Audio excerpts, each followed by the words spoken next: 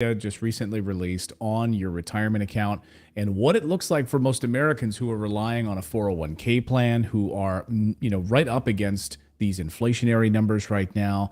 We just got data out just a few minutes ago, actually, on consumers spending. People are spending less right now, obviously, because, well, they need to save some money. They need to put some money towards their energy bills.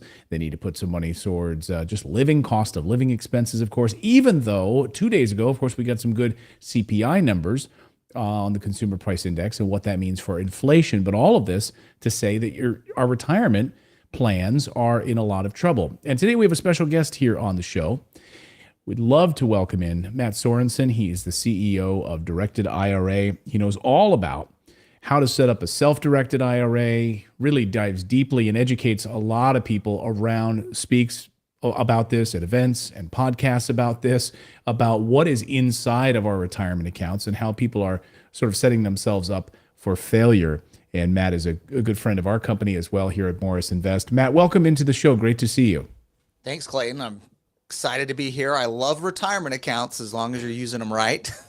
So it's a super powerful topic. And Clayton, there's like $33 trillion in U.S. retirement accounts. I don't know that people realize how much money is here, but I always tell people, wow, there is more money in U.S. retirement accounts than any other place. Like if you think about investable dollars that could go and invest anything, it's in U.S. retirement accounts. And the cool thing about it is a lot of you guys listening have your own little sliver of this already. And you might be like, Clayton was, kind of teeing up for me. Thank you. This kind of problem with retirement accounts is it's probably invested in a mutual fund or a stock you know nothing about. But it doesn't have to be. It could be invested in real estate, something you might know something about or care about or be more interested in investing in. So that's what we're always teaching people is your retirement account, these tax preferred vehicles, these areas where people have a lot of money saved, doesn't just have to buy a crappy mutual fund.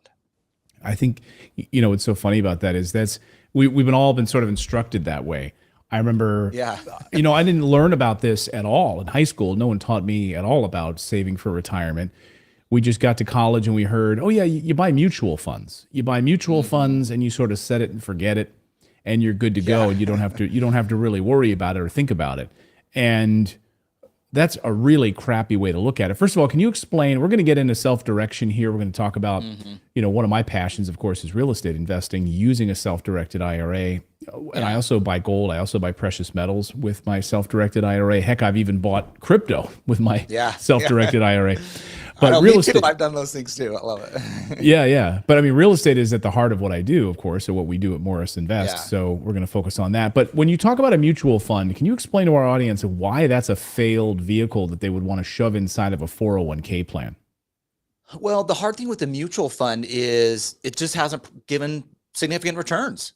I mean, I think the most common person who comes to do a self-directed IRA and buy real estate is someone that's been frustrated with paltry returns.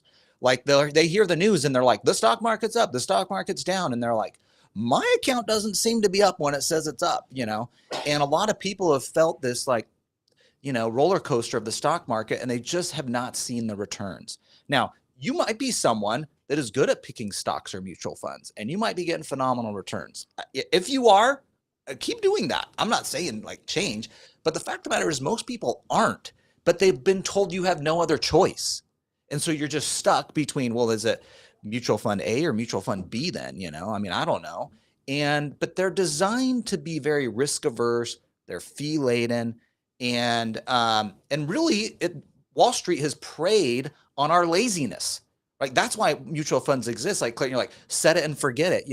I remember the Ronco fruit dehydrator. That was how they said you make dehydrated dehydrated fruit bananas or beef jerky. or something. Yeah. It's like, guys, that's not what you should do with your retirement account, especially that $33 trillion. There's so much money in this, and people have just gotten a little lazy and they've let Wall Street just take over control of their money. Our message is take control back. And if you're a real estate investor and you have where you can have a competitive advantage, you can do better than a 7% or an 8% return on your money. Why would you just keep investing in a mutual fund that you have zero competitive advantage when you could get a higher return in real estate or whatever asset you're into, or you have knowledge about or experience where you do have a competitive advantage? I've always just done better in real estate myself. Inside my retirement account, outside my retirement account. I've always just done better at it just because I know it better. And I feel like I can make better deals. And I feel like there's more opportunity, frankly, than me fighting over with everyone in Wall Street in a mutual fund. So you mentioned a number at the beginning, that 33 trillion. It's a stunning number. And that's sitting in mostly Wall Street backed retirement accounts, right? No wonder they're such champions of these 401k plans and these traditional or Roth IRA plans. I mean, I remember a story from a few years ago. I found it stunning. Home Depot was making automatic 401k plan enrollments for their new employees when they hired. Like, you didn't even have a choice. You could opt out of it, but it was an auto setup. Yeah.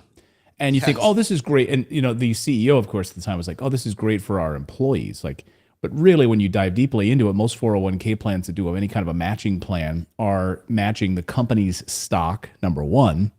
And number two, of course, Wall Street is making all sorts of fees, and the benefits of you setting up an account, Wall Street is benefiting from it. It's not about the employee. Am I wrong? Right. I mean, in some ways, I like people to save. I'm like, it's better to save me preparing than nothing. But yeah, Wall Street is the number one winner in that scenario. And you have no options. That's the thing that we just don't like, is when you're in your company 401k, and this is an important takeaway. If you have money and you're like, Matt, I'm hearing you, I do want to do real estate with my IRA or 401k, but I have a day job. Let's say I work at Dunder Mifflin, I'm Michael Scott and I've got my 401k and it's been chopping away. That is one area where you are locked in. You don't have a choice. You're stuck in whatever investment options the Dunder Mifflin 401k or the Home Depot 401k offers, and you're stuck there. But if you have an old 401k, you can move. See, it's all about choice for me and options. Like, I want to spread the availability of investments. You want to invest in a small business. You want to invest in a startup, in a private equity fund. You want to buy a single family rental. You want to buy a duplex. You want to do private money lending with your retirement account. I mean, all this investment opportunity that exists in the world is available to your retirement account. You don't just have to buy a prepackaged mutual fund chock full of fees that has paltry returns. But that's what you get in the company 401ks. And so we want to let people get out of that and have some freaking options. And so, but if you do have the day job 401k, let's say, you're 40 years old, Michael Scott, you got a couple $100,000 in it. You've been throwing your money in, you've been matching. That's good. I like that you've gotten the money there. It's better than not doing anything, but you're kind of stuck there from moving it out. Now, if you have an old employer 401k, you can move out. And it's actually interesting, Clayton, of that 33 trillion, there's more money in IRAs than there is in 401ks. A lot of people think 401ks dominate the space, but most people have rolled out of 401ks. There's so much job changes in our economy now. They don't leave it in the company 401k. There's more money in IRAs, which can easily be self-directed to do real estate. Yeah, a couple, not to tell a personal story here, but it is my show. So, I mean, when I worked at Fox News for a number of years, and when I was heavily investing in real estate at the time, and when I contacted our 401k providing company, I think it was Fidelity, and I reached out to them. I said, I'm really interested in self-direction. I'd like to move my money out of my 401k into a self-directed IRA. I want to start investing in real estate with that. And they said, Fidelity told me, they said, well, we do self-direction. And I said, and I knew the answer already. I just kind of laughed on the phone with the guy. I said, oh, really? So you guys will allow me to choose whatever asset I want, and I can buy it inside of my 401k plan? This is great. I don't have to move it or do anything. And I said, so I've identified a single family home that I'd like to buy. I'm going to be renovating it, and we're going to place a tenant in that property. I'd like to buy it with my 401k. So that's great that you guys do that. And he said, no, we don't do that. But you can you can invest in real estate REITs. You can invest in REITs. Yeah. And I said, no, that's not what I mean. So it is not self-directed. I have to choose stocks that you allow me to put inside of that. And I said, yeah, okay, I'd like to close my account and move it out and transfer it over to a self-directed account. He said, oh, well, you need to leave your employer first. I'm like, well, I can't, I'm not doing that yet. So I'm stuck. I'm stuck in this plan and I can't do anything about it. But to your point, when you leave, that's when you could really roll these things over. And a lot of people are just sitting on a lot of this capital.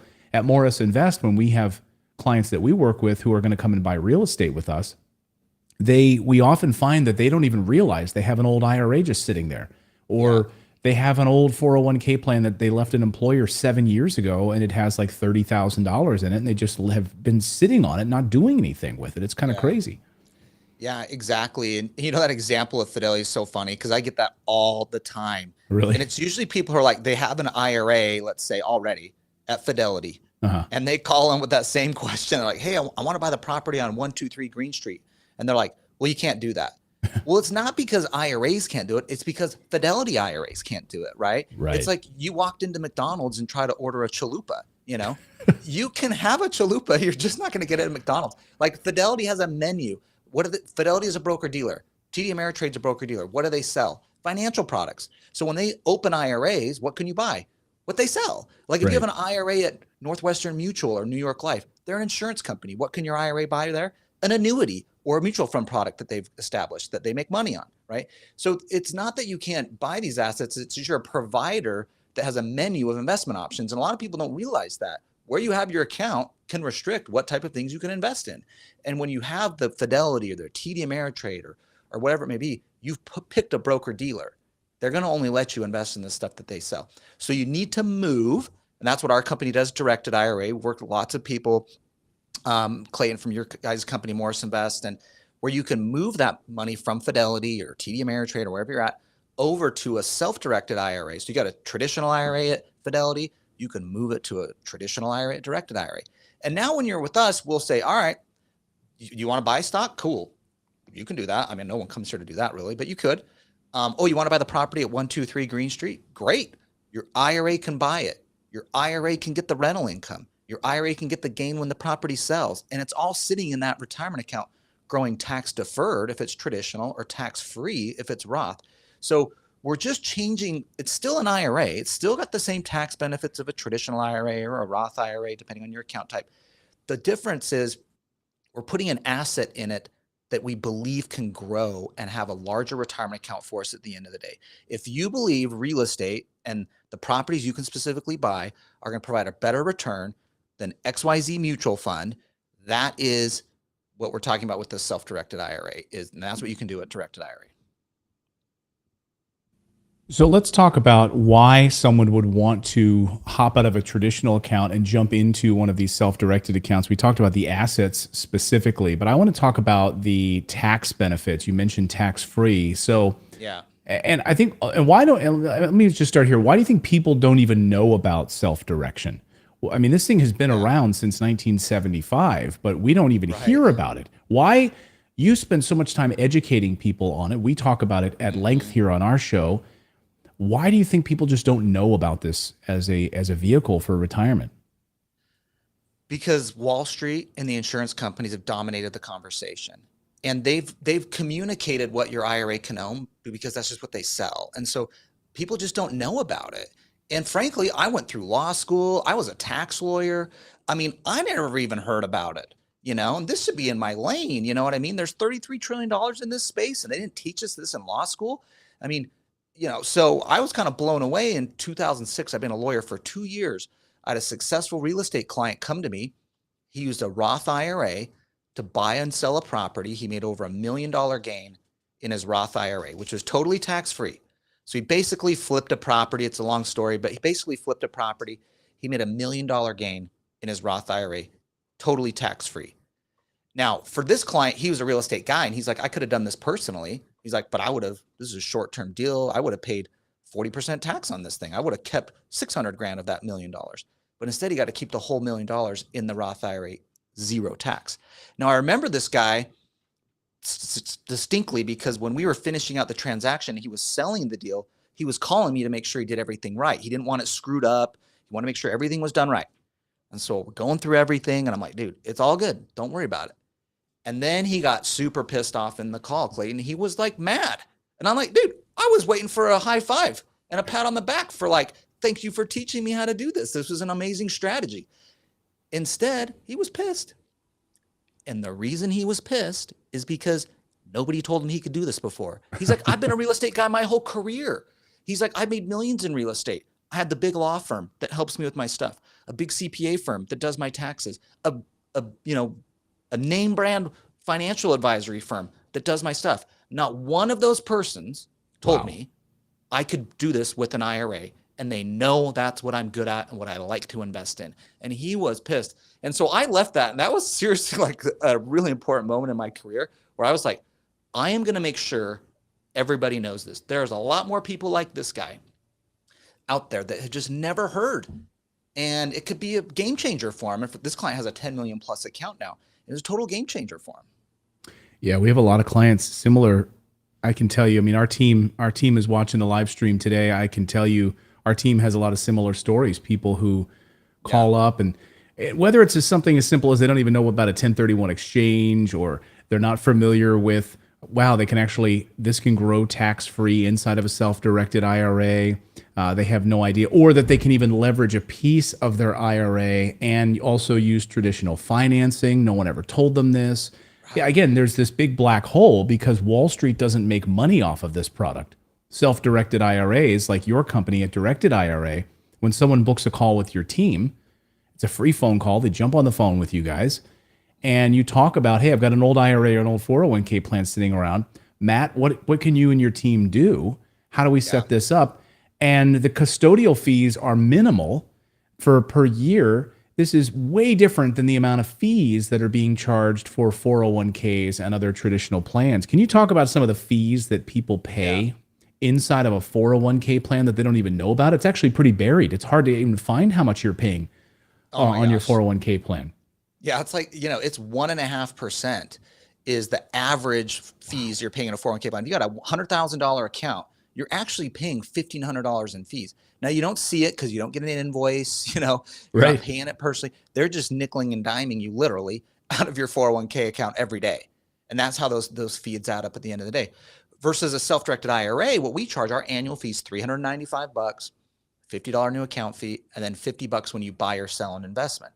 And so it's a flat fee no matter how many assets you got. You got $1 million account, you got a $10,000 account, a $100,000 account. It's the same flat fee. We don't penalize you. Yeah, so just imagine a guy does $1 million transaction in real estate, and with you guys, and he set up his self-directed account, and he paid you guys $400, and he just made $1 million. Like Wall Street would have charged, $100,000. Oh yeah, these would have been significant. Yeah, and that eats into your overall return. This is an important thing about retirement accounts is, we're compounding growth in the retirement account, right? We're talking about saving for. I said 100,000. Yeah, 10,000. Yeah. Sorry, excuse me. Yeah, $10,000. But still, 15. That's a huge fee. That's 1.5%. Yeah. Yeah, exactly. $15,000. Yeah, sorry. Yeah. So like 400 is still way better.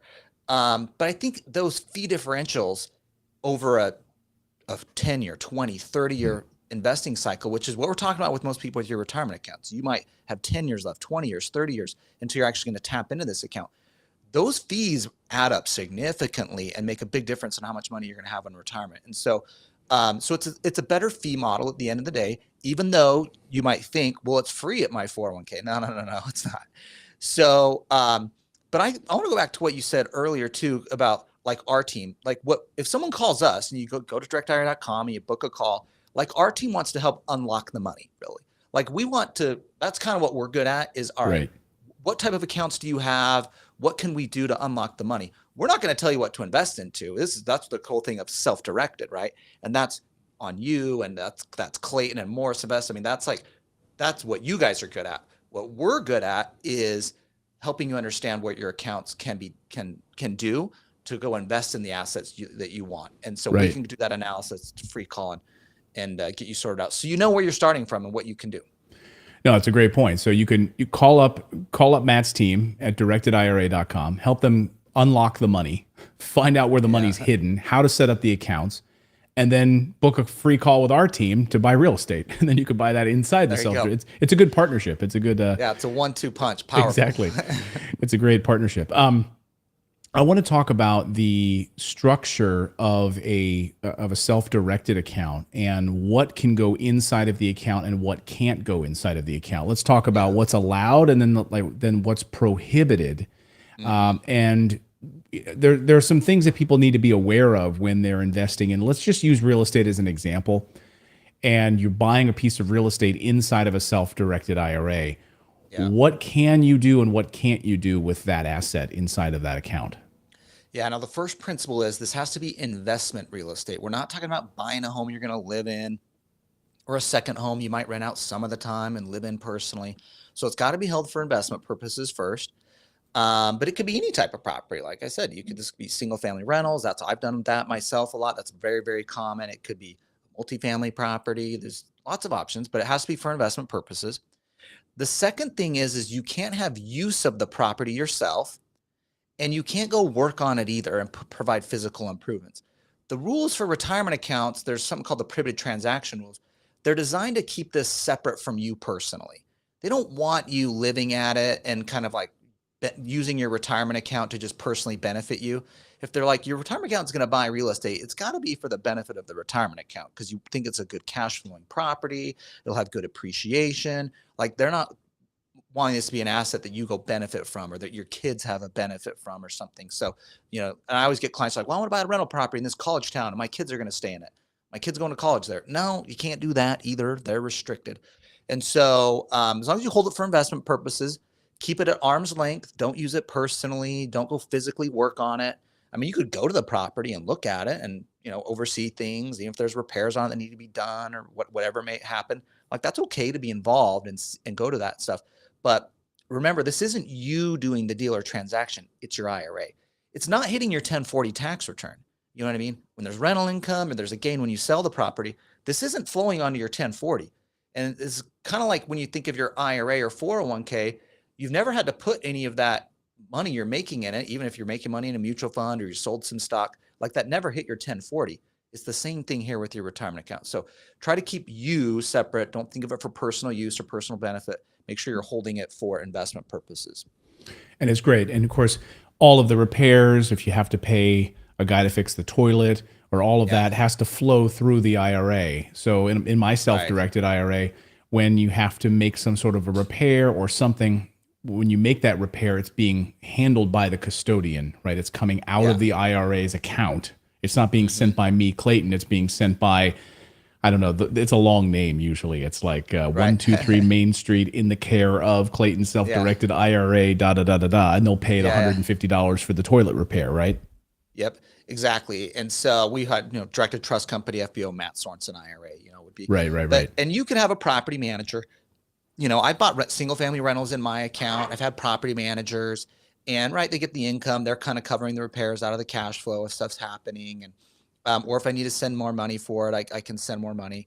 So, but the important principle you were mentioning is it's not you personally. You're not going to personally come and cover that repair expense or an improvement or pay the property taxes personally. You don't own this property. Right. Your IRA does. Now, another tool that a lot of people use is something called an IRA LLC or a checkbook IRA. So rather than your IRA actually owning the property where it's in the name of Directed Trust Company, FBO, Matt Sorenson IRA, rather than your IRA owning the property directly, where you do have to go to your custodian, because if that's option one, is just have your IRA own it directly, and it's in the name of your IRA, Directed Trust Company, FBO, Matt Sorenson IRA, for example. But what happens there is the contract to purchase is in that name. The deed is in that name. The rent goes to the IRA custodian. Expenses are authorized through the IRA custodian. Now, you could use a property manager in the middle too. That works too.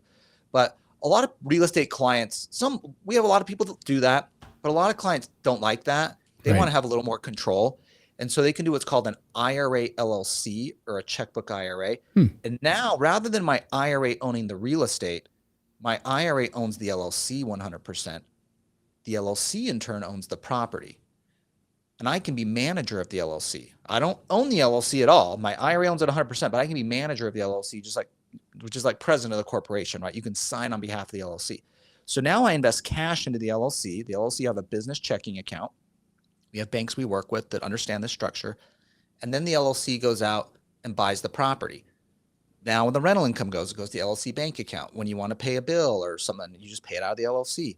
Even when you buy the property, rather than the contract being in Directed Trust Company, FBO, Clayton Morris IRA, it's going to be in the name of XYZ Investments LLC or whatever you want to call the LLC, And so that's the purchaser on the contract, and you can sign the contract. When you go to closing, it'll be in the name of the LLC, and the deed goes into the LLC. And so it puts you in this position of control to do deals.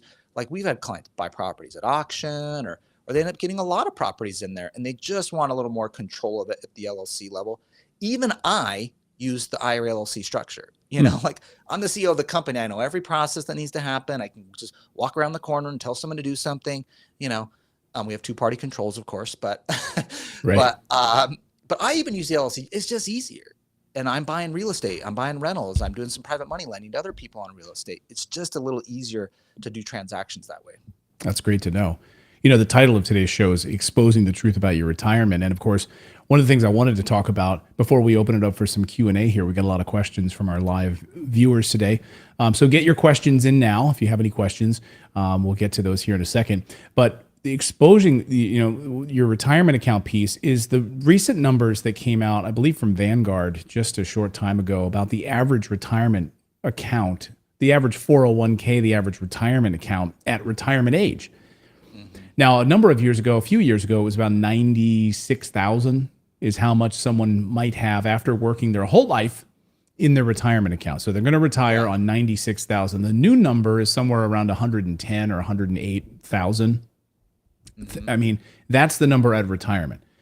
So most people have been trained to believe that when they retire, I think the great lie, the great fallacy in all of this is that they're going to retire on this pile of cash. And it's going to sit there. They've got a pile like Scrooge McDuck. They're going to be swimming around in their gold coins until it's down to the last gold coin, and then they die on that day, right? Oh, I'm dying. Oh, here's a perfect time. I'm out of money. I'm out of life, And this is a ridiculous concept. And 110,000, if you think about retiring in your 60s or whatever, you're going to live for another 20, 30 years on that amount of money per year. It's absurd. Can you talk about that structure a little bit?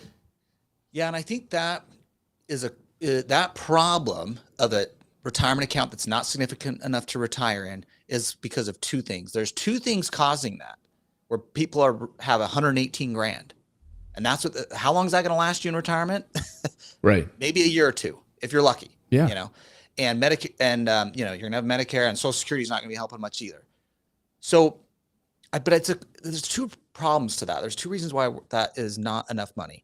One is, let's be honest, people aren't saving enough in their retirement accounts. But the reason they're not saving enough in their retirement accounts is they're not excited about what they can do with it. Right. Like, so I can buy a mutual fund. And then the second problem is they're not getting enough returns. The money they are actually saving and putting in there isn't providing the returns that they want.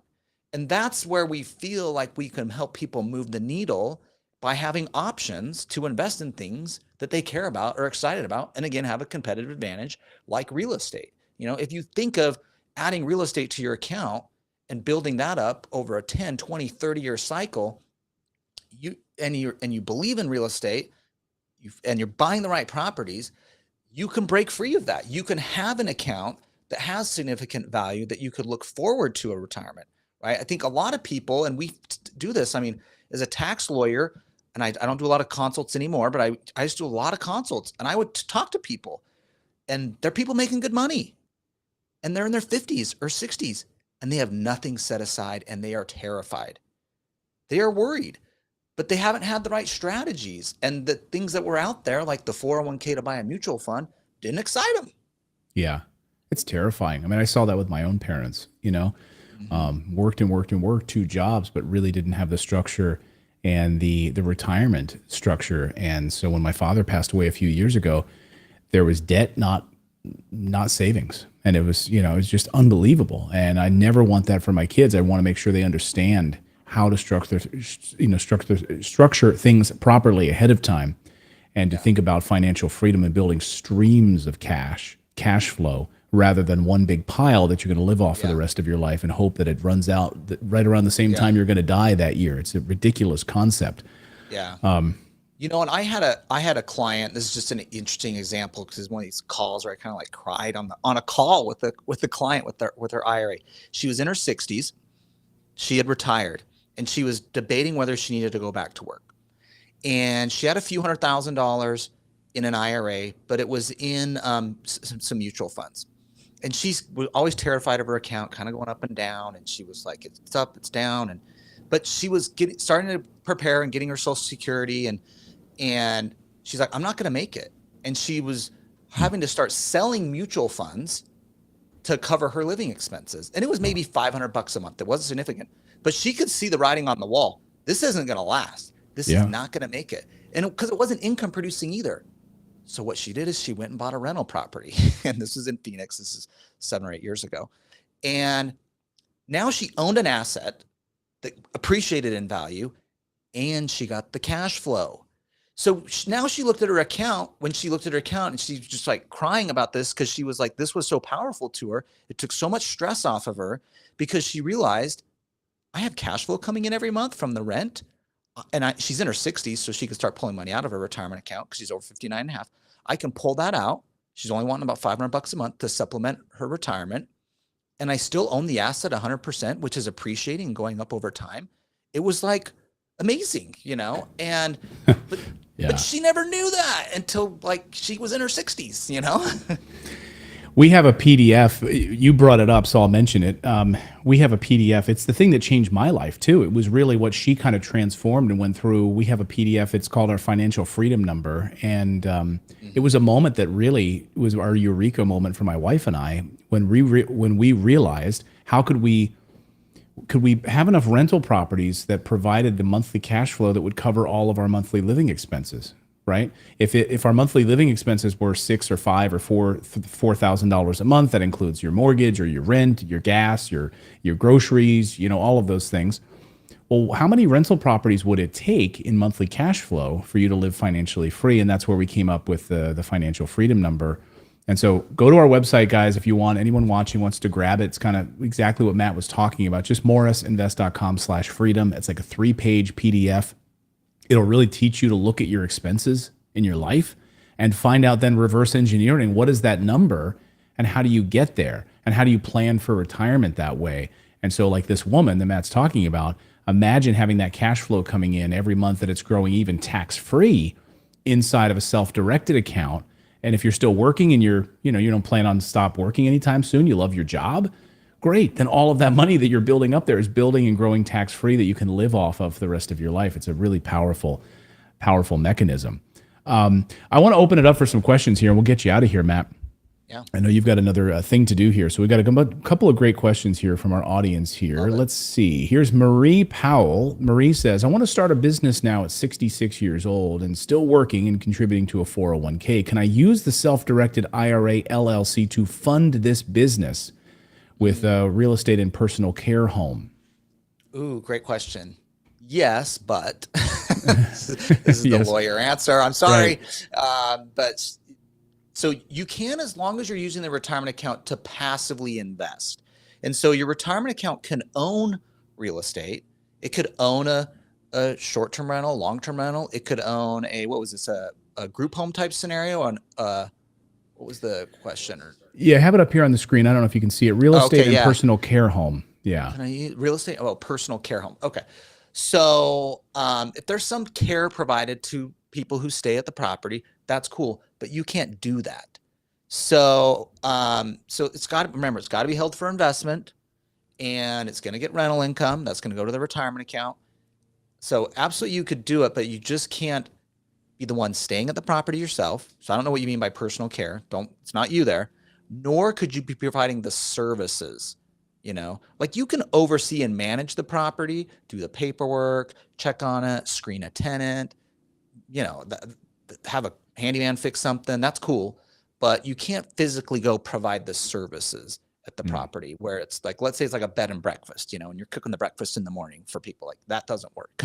You can't physically provide the services. Okay. You'd be breaking the law there. Okay. Yep. Great to know.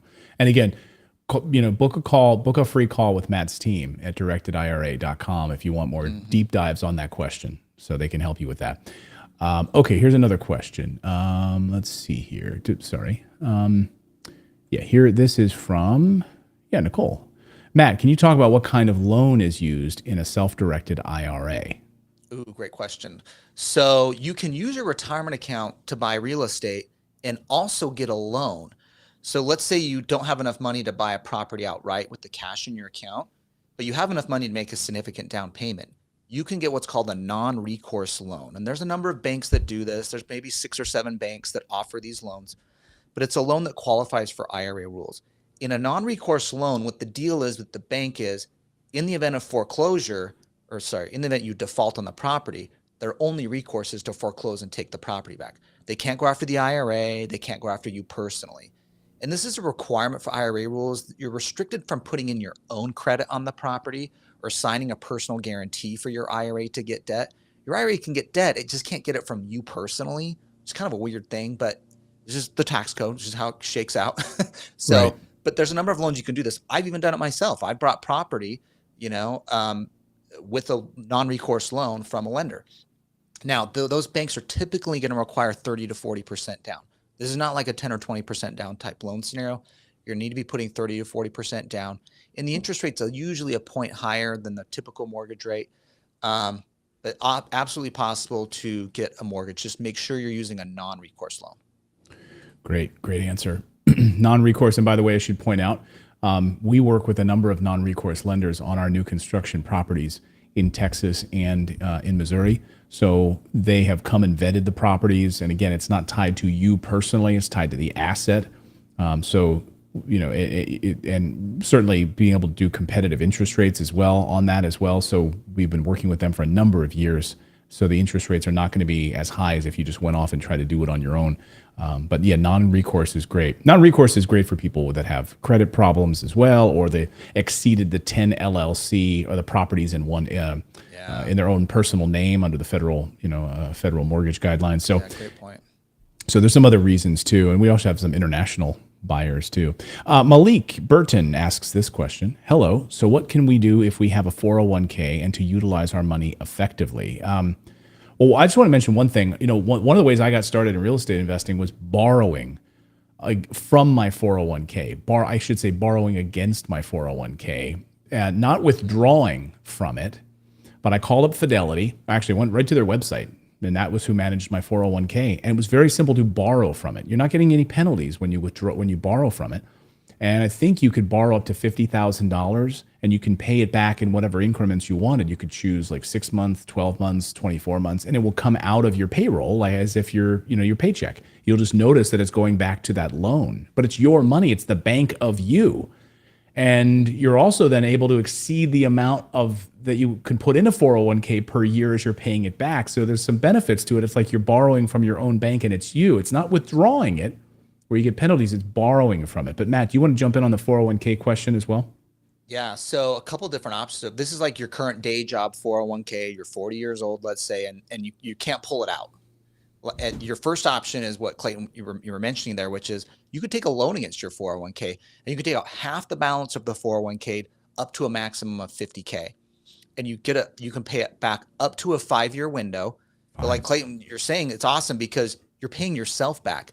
Now you have to pay interest on it, but you're paying yourself the interest back. So it's right. And technically, if you went and used that 50k and you put it into a rental property, that interest you're paying back into your own 401k is tax deductible. Right. On the property, on your personal tax rate. It's genius. Yeah. Yeah. It's like a win-win. So that's one way you could tap into it because you can't roll out into a self-directed. The other option though, Malik, if this is a old employer 401k, or let's say you're over 59 and a half, if it's an old employer 401k, you're over 59 and a half, you can move that money from the 401k to a self-directed IRA and then go buy real estate on day 2. Now the retirement account owns the property, gets the income, and it's still staying in that tax-free or tax-deferred vehicle. Malik says he's 33 and wants to start empowering early retirement. Yeah, I really think investing in real estate and being smart, I think both inside and outside of it really comes down to personal preference though. Do you need the cash flow now? Like you're 33 years old, you're working hard. With a self-directed account, you get the benefits if you structure it and talk to Matt's team of growing it tax-free. Do you need it outside of that account? Because you're not able to touch that cash flow until you retire. I mean, you can with penalties, but right, you don't want to touch it.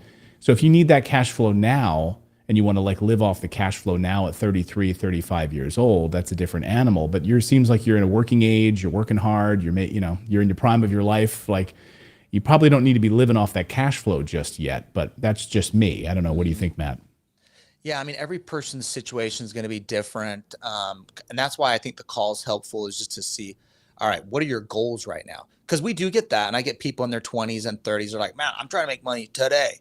Like, I'm trying to have money for today. And I'm like, okay, all right. Okay, let's think of ways we can tap into your retirement account And the 401k loan, it's called a participant loan, where you loan yourself money out, is a good strategy to access that money without it being a distribution or being taxable. Again, you pay it back over 5 years, but now you have this money. Frankly, you could take that money, that 50K, and go on a cruise, or do whatever dumb thing you want to do.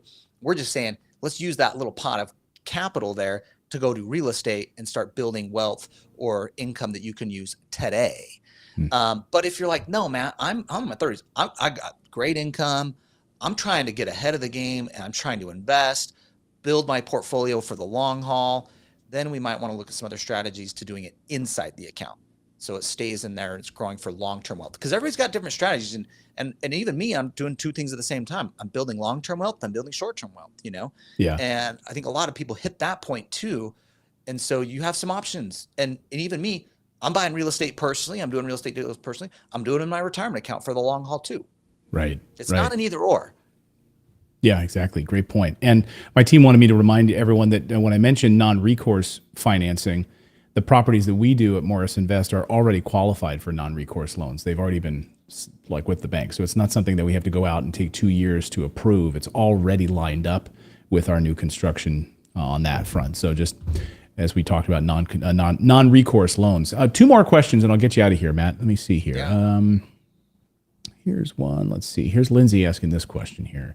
If you don't have a 401k or existing IRA, can you open a self-directed IRA to begin with? What would you need to do that? Absolutely. You're just starting from zero, and so, but everybody does. Okay. So you can open up an IRA that you can put in $6,500 a year. So right now for 2023, you can put in $6,500. On January 1st, 2024, the annual contribution goes up to $7,000. So you can put $7,000 in for 2024. So in the next, 60 days, you could have, $13,500 in an IRA. The IRA, now this might take you a while to get enough money to do a deal.